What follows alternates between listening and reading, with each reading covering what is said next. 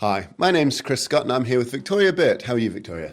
I'm very well, thank you, Chris. How are you? I am excellent. Just enjoyed a train and tube ride into London. I don't do that too often. It's a treat, isn't it? Excellent. We're at WSET headquarters in Bermondsey Street, and where is it? It's for South London, is it technically? Yeah, South London. So it is, as you say, London Bridge. And Bermondsey Street is a great street to be on. We've got so many different cafes, restaurants, museums. We're right near sort of a craft beer hub as well, around the back as well. So it's really, and Borough Market, of course. So It's really buzzing with a sort of food and drink vibe. What we're here to talk about today isn't the food culture of Bermondsey Street, but the WSET Level 3. Yes. The course itself has changed quite recently, and you are heavily involved in that. Yes. And we're going to talk about that later on. But WSET Level 3, I teach the course. Yes. I've run it for about it's probably my third year now. But you're the lady who put the new syllabus together, isn't it? One of them, yes. I can't take all the credits because it was definitely a team effort, but I was heavily involved in it. Okay, but before we get into all that as well, let's find out a bit about yourself, because you're a Master of Wine, aren't you? You're newly minted about a year ago. Yes, a year ago I became a Master of Wine, so incredibly proud of that, still getting over the shock, as you can imagine.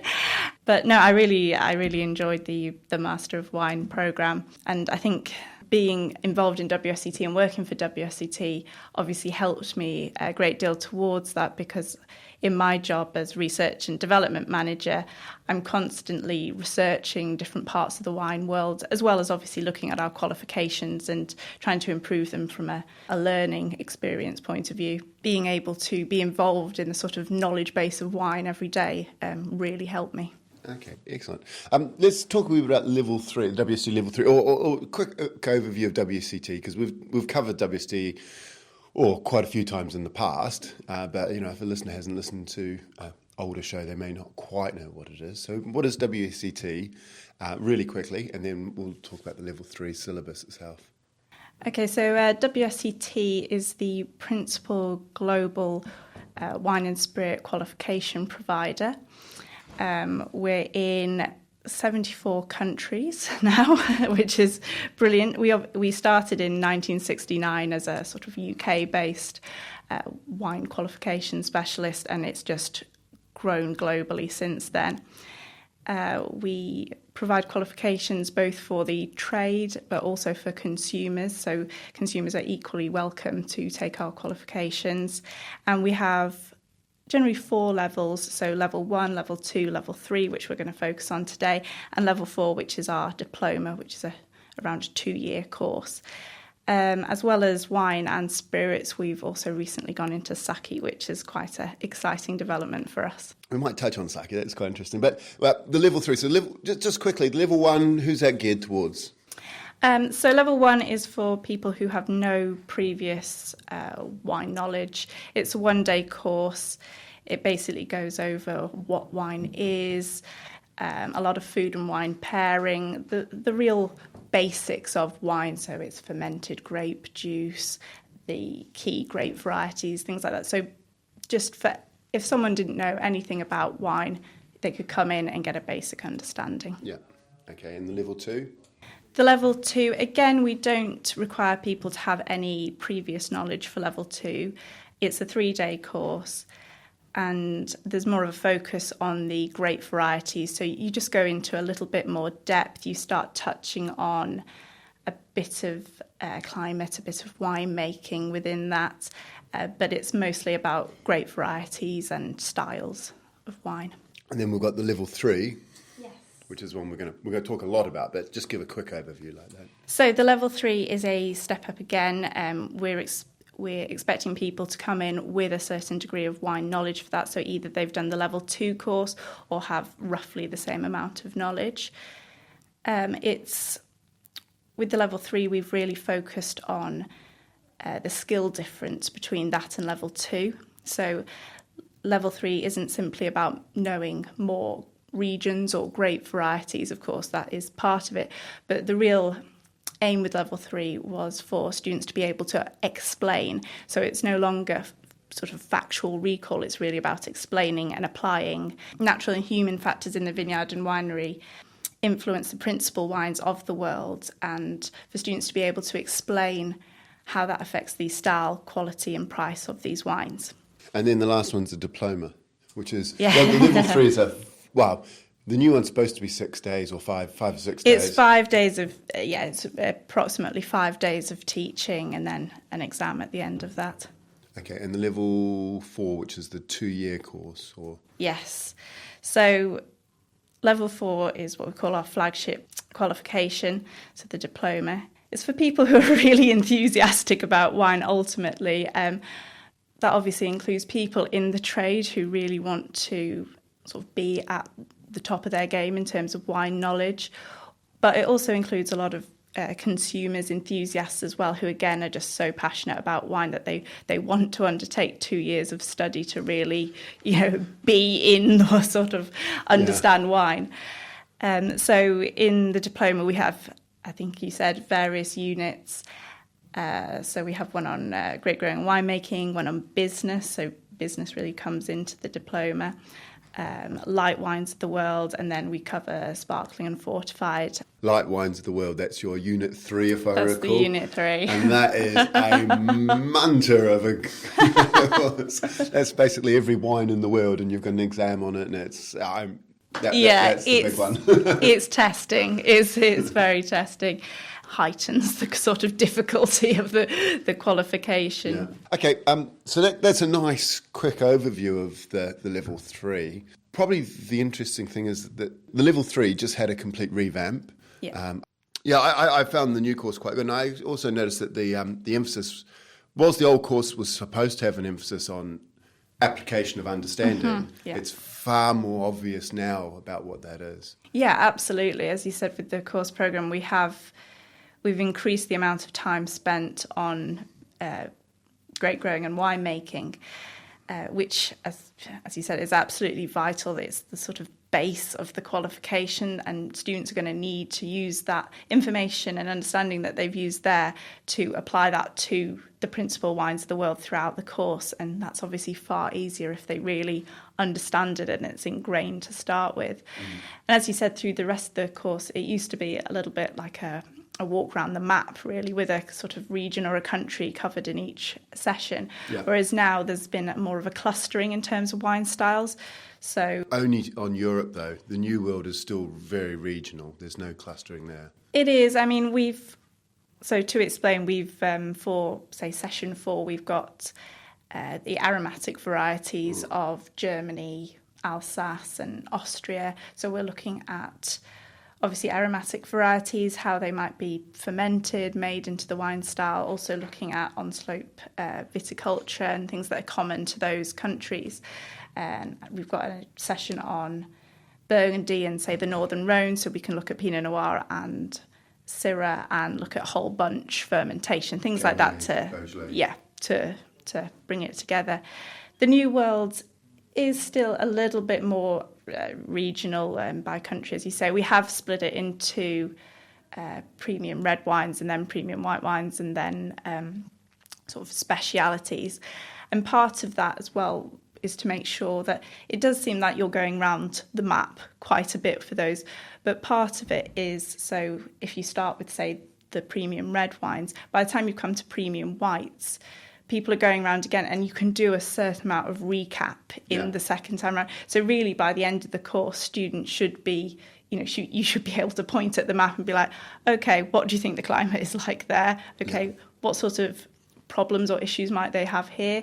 What sort of grape varieties might they be growing? If that's the case, how might they be vinified? There's a lot of revision and recapping you can do, and we really want to encourage student interaction in the class. It shouldn't just be a lecture where they turn up and sit and make notes. It should be really the students by the end of the course giving a vast amount of the information. The syllabus has changed in terms of, now we're looking at, you've got wines grouped by style, like aromatic or whatever, and then you've got wines by premium New World reds and premium New World whites and all that sort of thing, which is a little bit different because it used to be, as you were saying, going around the different countries, which was all right, but especially in a place like Australia where, you've got your sort of Western Australian maritime climate, and then you've got your inland areas which are very hot, and then you've got your East Coast, and, the region, they're not really that connected. Almost. No, and part of the restructuring has been to encourage students to think a bit more fluidly. So, for example, we have a textbook accompanying the course, and actually that's still in a regional chapter style. Yeah. And a lot of people, the feedback has been, why have you done this? So I noticed that the course structure is different from the textbook. Is that correct?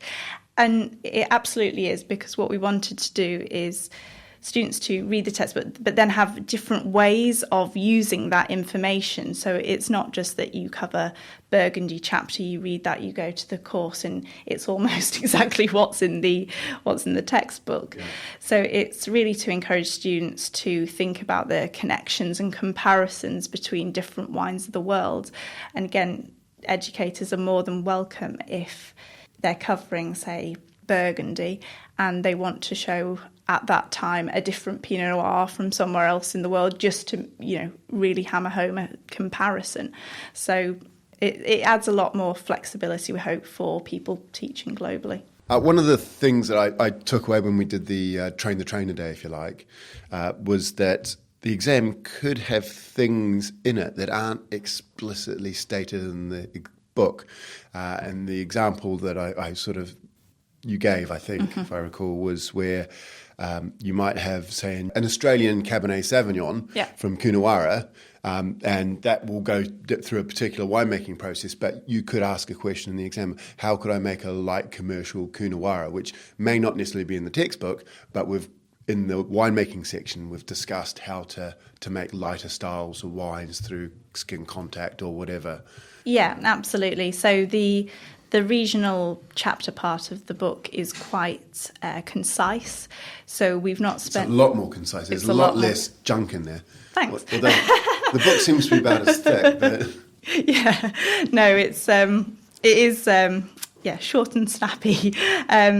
So we're not spending time going over for each region or country, and this is how they make the wines, or all the different types of wines here. So in the textbook, we've really expanded the chapters on grape growing and particularly winemaking. And within the winemaking, we now have chapters on specifically tailored to white wine making and sweet wine making and red wine making and rosé wine making, and looking at, say, for example, red wine making, looking at how Cabernet is made, how it's fermented, how it might be matured, but also looking at how high volume, inexpensive wines from red varieties might be made as well. So ultimately, if in Australia it doesn't say in the Coonawarra section, this is how this would be made, we would expect students to be able to think, oh, well, this is a red variety. They're saying that it's made in a sort of high volume brand sort of way. I'll take my information from the winemaking chapter and I'll apply it into this question, even though the question is on Australia, for example. Although people may not say Coonawarra is a high volume region. No, probably not. The Aussies would go, mate, it's all quality here. Good, we like Australians. Okay, now that's quite cool. Which is the chapters in the book or the sections in the book you're most proud of?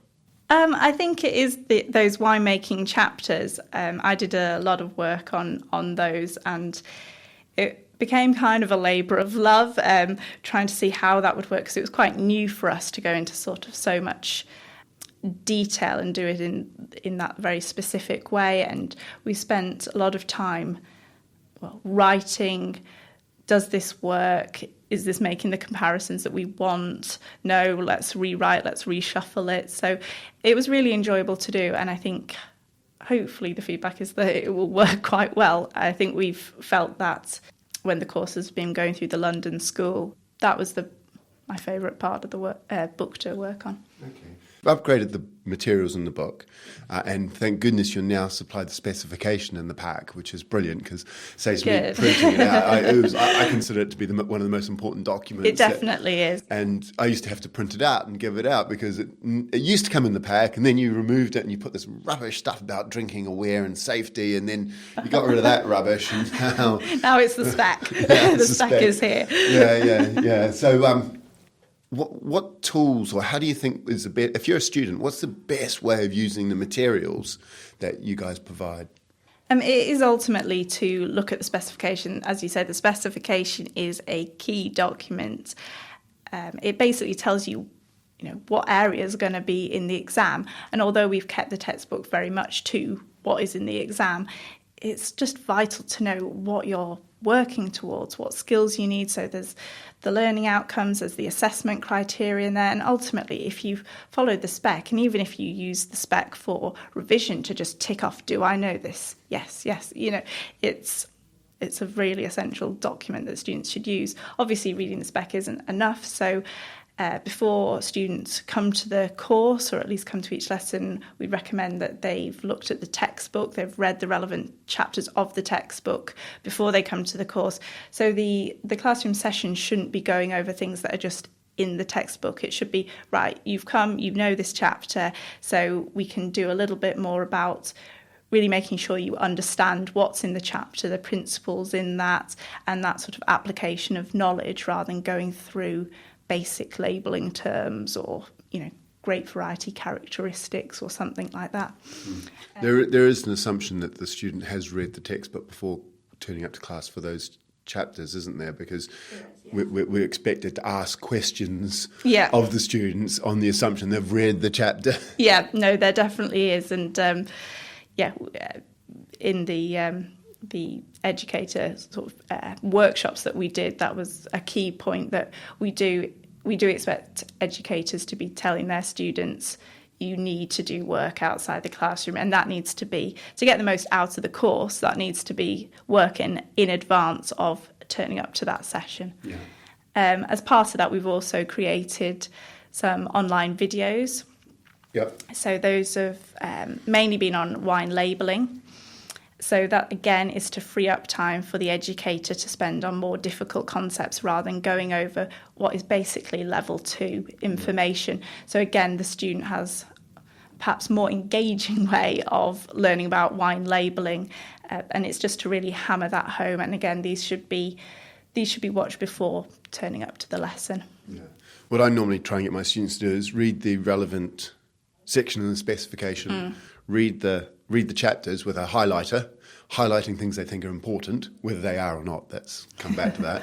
And then they turn up to class, go through the class, and then they write their cram notes, if you like, afterwards. And then when they go to cram at the end, they take the specification, they read their cram notes, and they go through the specification against the cram notes.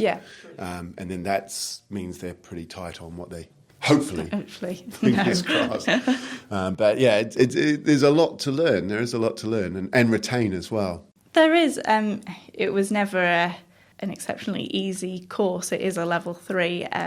So people need to go in and expect to do some prep work and be studying in their own time as well. It's about 104 hours, I think, is what the study guide advises. Is that right? 84, but that includes 30 of classroom time. 30. Okay, so it must be 54 is what I was thinking of. Yeah.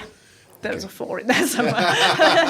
You're getting your students to do 104. It's just like... I tell them they've got to do 2,000 hours. Never stop studying throughout this course. You cannot over-prepare. No, it's true.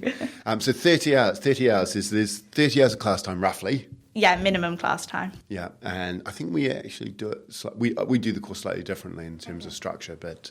and then you've got your 30 hours class time plus...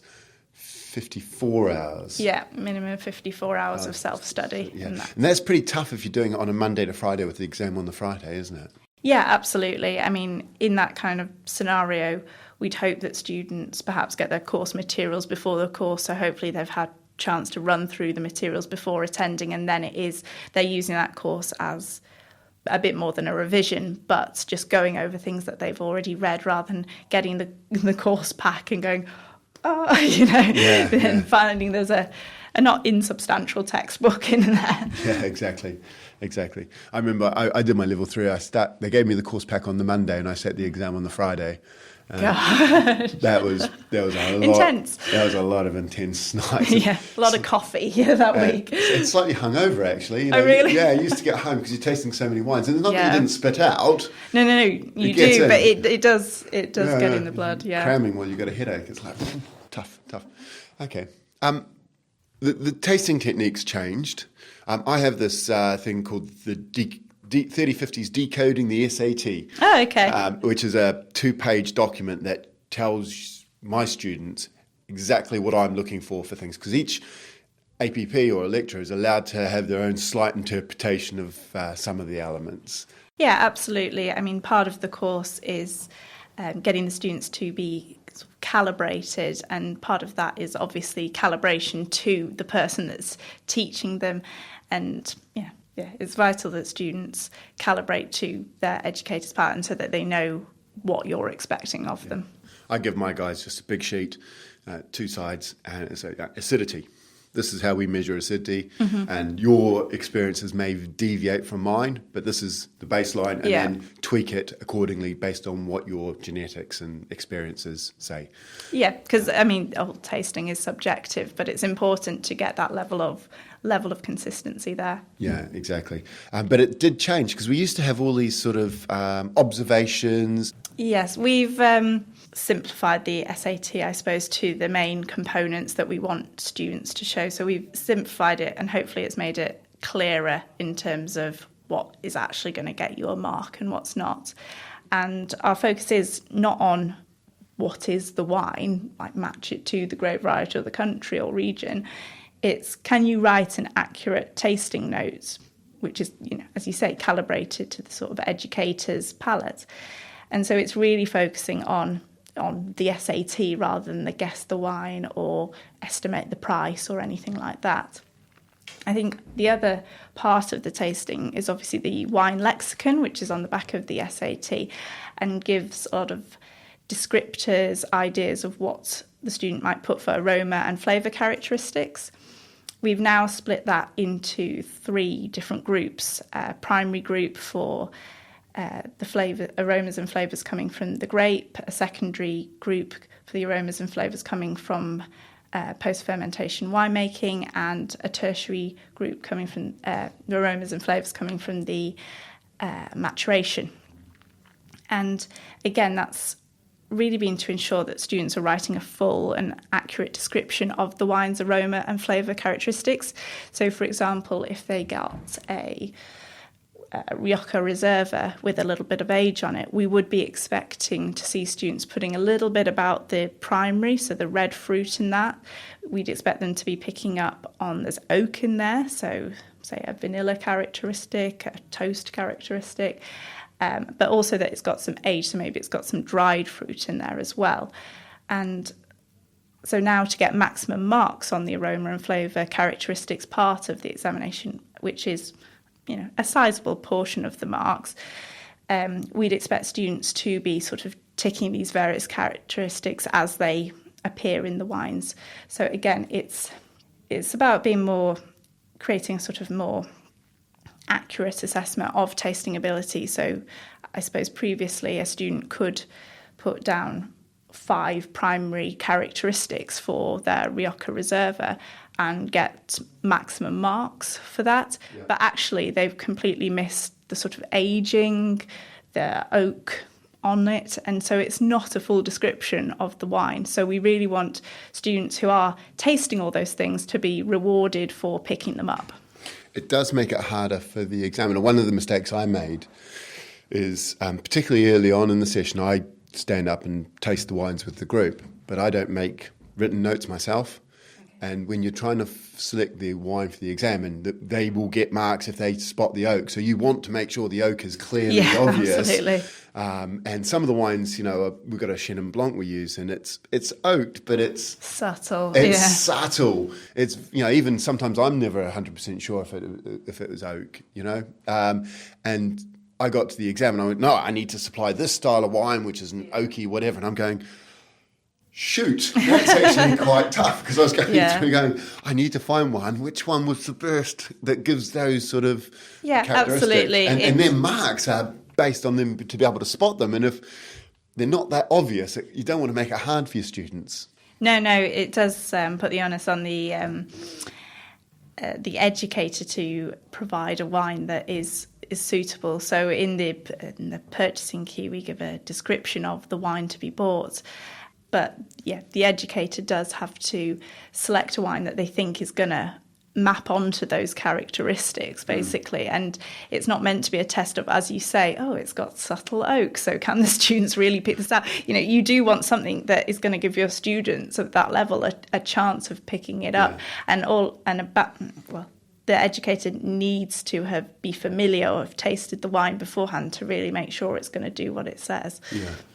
Yeah, no, exactly. All right, Victoria, I think we'll wrap it up there. Great.